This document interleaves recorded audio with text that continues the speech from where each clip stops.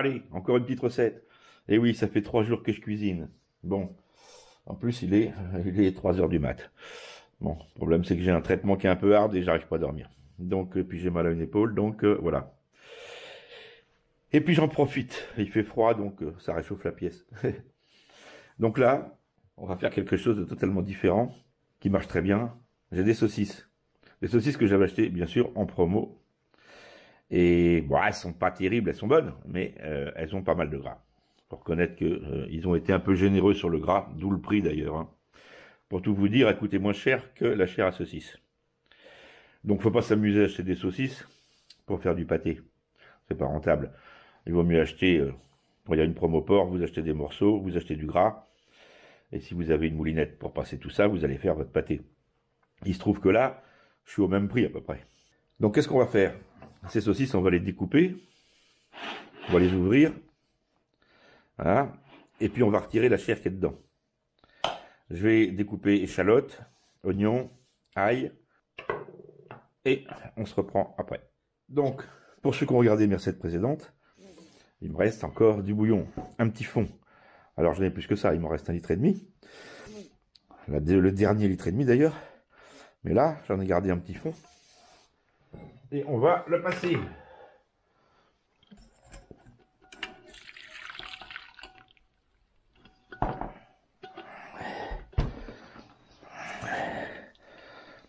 Alors là, le bouillon il est bien goûteux. Il n'y a pas de problème. Je remets dans ma cocotte. Voilà, c'est juste pour éliminer les morceaux. C'est tout. On va mettre une bonne dose de laurier. Mais quand je dis une bonne dose, c'est une bonne dose.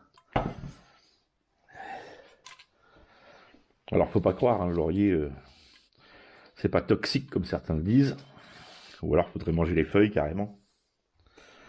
Mais si vous voulez du goût, surtout dans la préparation que je vais faire, il va falloir que ça puisse rentrer un peu dans la chair. Et là, qu'est-ce qu'on va faire? On va tout simplement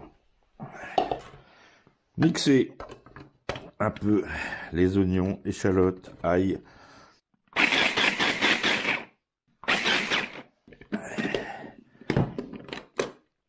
Ah, ça plus vite qu'à la main quand même. Hein. Voilà.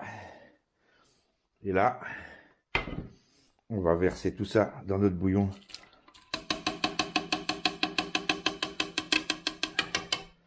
Et on va faire mijoter ça tranquillement. Voilà ce que j'aime pas avec les ustensiles. Voilà.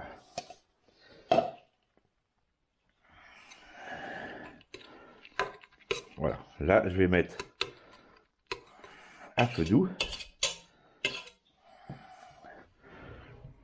Et on va faire cuire ça tout doucement. Donc voilà. Donc à feu doux, bien sûr. J'ai fait confire. Là, c'est carrément confit. Échalotes, ail, oignon. Donc, nous allons le repasser pour le récupérer, tout simplement, puisqu'il y a les feuilles de laurier avec.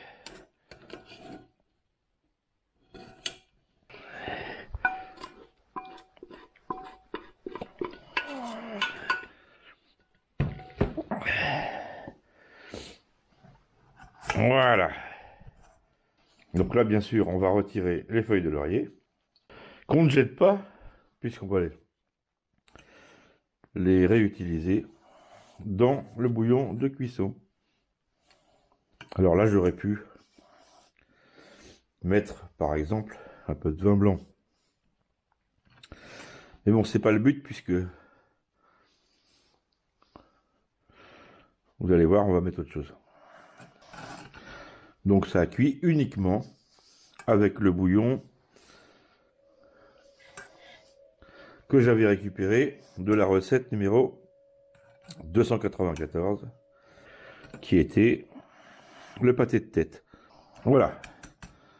Donc là, on a vraiment un confit qui n'a pas accroché, bien sûr. Surtout, faut pas que ça accroche. Le bouillon, on peut le remettre dans la cocotte. Les feuilles, on peut les remettre dans la cocotte. Vous allez vous dire, mais qu'est-ce qu'il est en train de nous faire? Ensuite,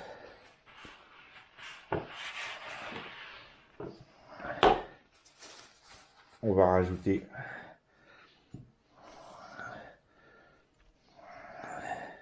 à la viande.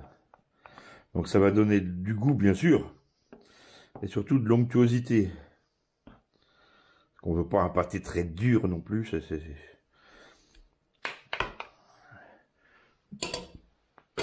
Voilà. Et alors là maintenant, je vais partir à l'empirique. Alors je vais mettre du persil frais. Alors attention, c'est un reste. Il me restait un tout petit peu, puis des tiges. Mais coupé très fin, il n'y a aucun souci. Ça va le faire parfaitement. On va mettre de la ciboulette. Ciboulette du jardin que j'avais fait déshydrater. Donc pour l'hiver, ben voilà. J'en ai. De la bio du jardin. Mais bon, elle commence à repousser. Incroyable. La ciboulette pousse au mois de janvier maintenant.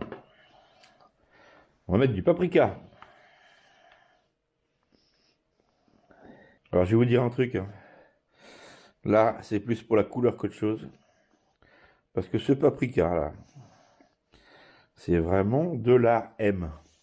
Hein, je dirais pas le reste. Alors je vais quand même vous donner la marque. Hein, ça vient d'Intermarché. Testifruits, Festi saveur. Des boîtes rectangulaires comme ça là. J'ai pris d'épices à tagine et j'avais pris du paprika. Ben, je vais vous dire un truc, ça vaut pas cher. Hein. Alors si, ça vaut cher dans le rayon, mais par contre, en goût, c'est vraiment, c'est à éviter. Carrément à éviter. Hein. Alors ça, c'est une marque, je sais pas ce qu'ils foutent là-dedans, mais c'est vraiment se foutre de la gueule du monde. Hein. Donc vivement que je refasse un marché où je puisse acheter des épices en vrac, parce que, enfin voilà. Donc je vais pas remettre de persil sec, parce que voilà. Je vais mettre par contre un petit peu de sainbay. Mais je vais pas en mettre trop. Voilà, c'est vraiment léger. Épices Rabelais. Alors ça, n'hésitez pas. Ça va très bien les pâtés, par exemple. En plus, c'est une petite boutique française qui existe toujours. Pour combien de temps, hein? Et vous avez des épices qui sont dans des petits sachets comme ça. Et ça existe depuis très longtemps. L'épice Rabelais, c'est... Ma grand-mère utilisait ça.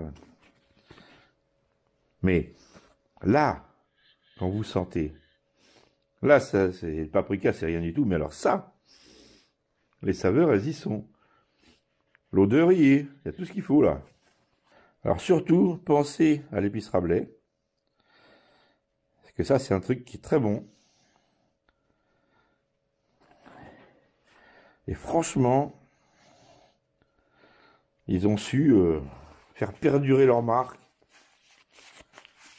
Et c'est encore une petite boîte française, dis donc. Il y en a encore, il y en a encore. Sûrement pas pour longtemps, mais...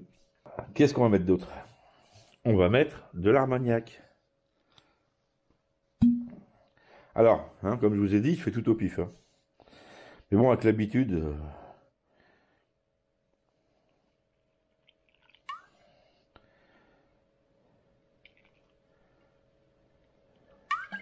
Voilà. Ça. J'ai oublié une chose. Le sel. Très important. Parce qu'un pâté pas salé, bah...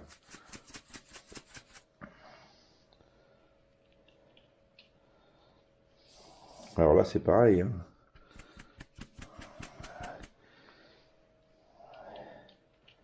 À l'empirique. Mais je sais que je suis pas mal là. Il manquerait peut-être même un petit peu. Mais je préfère mettre un tout petit peu moins. Non, allez, je reste comme ça. Je reste comme ça. Certains vous rajouterez une cuillerée de crème fraîche. Certains vous rajouteraient un œuf. Un œuf, c'est pas bête. Pourquoi pas rajouter un œuf? Est-ce que je le fais ou est-ce que je le fais pas? Bon, je vais le faire piquant. Genre pâté au piment d'Espelette. Mais alors, il y en a, ils vont faire des bons, hein, parce que je vais mettre du tabasco. Eh oui, le piment d'Espelette, c'est bien bon, mais alors le prix, hein, ils se gavent pas déjà sur du piment. Donc, bah, ça sera un petit peu de tabasco, mais je vais mettre léger.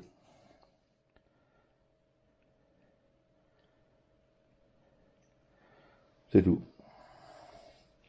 Et ça sera déjà pas mal, hein. Et puis, je vais rajouter un œuf quand même. Alors, normalement, on met l'œuf, c'est plus pour la tenue. Parce que quand l'œuf va cuire, bien sûr, ça tient mieux le pâté. Mais moi, je le mets pas pour la tenue parce que ça va se tenir. C'est plus pour le goût. Pour qu'il soit plus gourmand, simplement. Donc là, maintenant, il n'y a plus qu'à mélanger ça. À la main, bien sûr. Ou à la fourchette, ou enfin, il va falloir le mélanger comme il faut. Donc, allez, je vais y aller à la fourchette pour commencer. Allez, on se reprend quand j'aurai fini de mélanger. Alors voilà, mélange bien homogène. Surtout, il faut bien mélanger. Mon dernier restant de bouillon, 1,5 litre, que j'ai fait un peu réchauffer parce qu'il commence à piger. Je reverse dans ma cocotte.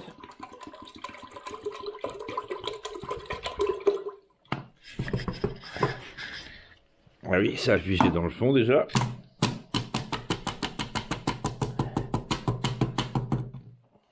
Bon, c'est pas grave, je vais aller mettre un petit peu d'eau chaude. Voilà, un petit peu d'eau chaude.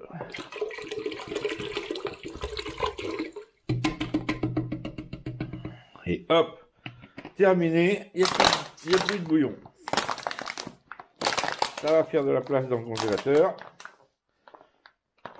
Ce que je vous ai pas dit, je pense, c'est que après ça, là, j'entame des haricots blancs, des faillots, pour au moins 25 barquettes. Bon, là, c'est pas compliqué. Ça sera plus du temps de cuisson, puis à surveiller, c'est tout. Alors ça, par contre, pour les faillots, vous avez déjà la vidéo. Sur ma chaîne, vous avez déjà la vidéo. Je peux vous assurer qu'ils sont super bons. Et alors là, on va déposer sur un film. Et puis là, le but, ça va être de faire une ballotine, tout simplement.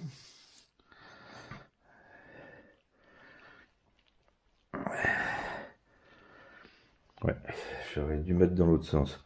Oh, c'est pas grave, on va essayer comme ça, on va bien voir. Donc le but, c'est de rouler, hein. Alors là, j'ai la caméra juste devant moi, c'est pas possible. Je vais couper, et puis je vais essayer de vous montrer ça. Voilà. Donc j'ai juste replié comme ça, après j'ai roulé. Sauf que les extrémités, c'était limite. Donc maintenant, je vais mettre une feuille dans le sens de la longueur pour bien fermer les extrémités. Voilà. Donc vous essayez de faire quelque chose d'à peu près régulier. Et là, moment crucial. Il va falloir que le bouillon, il pénètre le pâté. Alors, un cure-dent. Mais attention, ne faites pas trop de trous. Parce que si vous faites trop de trous, c'est aussi le gras du pâté qui va sortir dans le bouillon. C'est... Hein? Alors, vous allez faire quelques trous. Bien répartis un peu partout. Pas trop.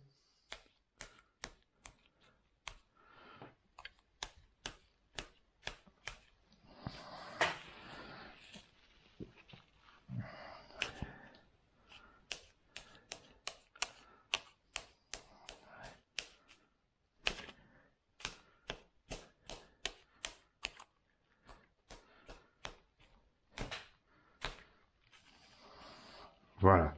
Pas plus que ça. Maintenant, je vais commencer à faire chauffer le bouillon. Dès qu'il sera autour de 70-80 degrés. Je vais déposer le pâté à l'intérieur. Je vais fermer la cocotte et je vais laisser cuire environ vu l'épaisseur, je pense 15 minutes à peu près. Surtout, quand la cuisson est finie, ne laissez surtout pas le pâté à l'intérieur. Tout le gras va finir par sortir dans la cocotte. Quand c'est cuit, alors on fait 80, 90 degrés, vaut mieux éviter que ça boue. Et au bout de 15 minutes, 20 minutes, enfin suivant la cuisson que vous désirez, il faut surtout le retirer. Surtout le retirer. Et vous laisser refroidir tranquillement. Après, vous mettez au réfrigérateur pour que ça durcisse. Et votre pâté, il est fini. Et j'espère qu'il va être bon, parce qu'il y a tout ce qu'il faut pour. Allez, c'est parti. Bon, voilà. Donc il est cuit bien sûr, il a refroidi. Et je viens d'enlever le film. Alors, on va quand même le goûter, ce pâté. Alors déjà, vous voyez, ça se tient très bien. Ça fait un gros bloc dur, bien sûr. Alors, il y a une chose que vous n'avez pas, c'est l'odeur déjà. Là, il vous manque quelque chose. Parce que franchement, ça sniffe bon. Allez, on va voir la coupe qu'il a.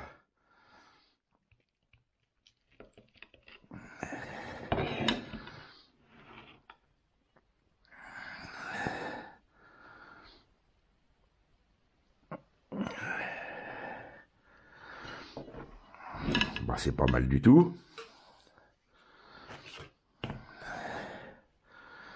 Puis ma foi, eh ben, on va le goûter.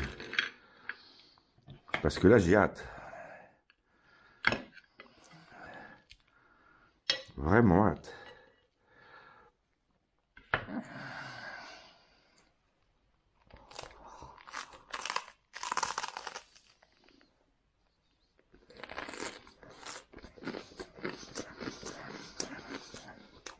Bah, ma foi.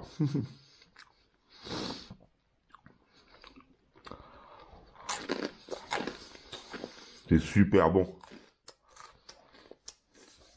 C'est extra. On sent bien le goût de l'armagnac, c'est léger, c'est... J'avais hésité à rajouter une petite pincée de sel. J'aurais pu la mettre. Voilà. Bon, enfin, il est assaisonné, c'est bon. J'ai hésité. Vous l'avez vu dans la vidéo. Mais bon, voilà, c'est comme ça. Mais alors, c'est une tuerie. Hein. Franchement, c'est une tuerie. C'est franchement excellent. Donc, je regrette pas du tout la recette, mais alors pas du tout.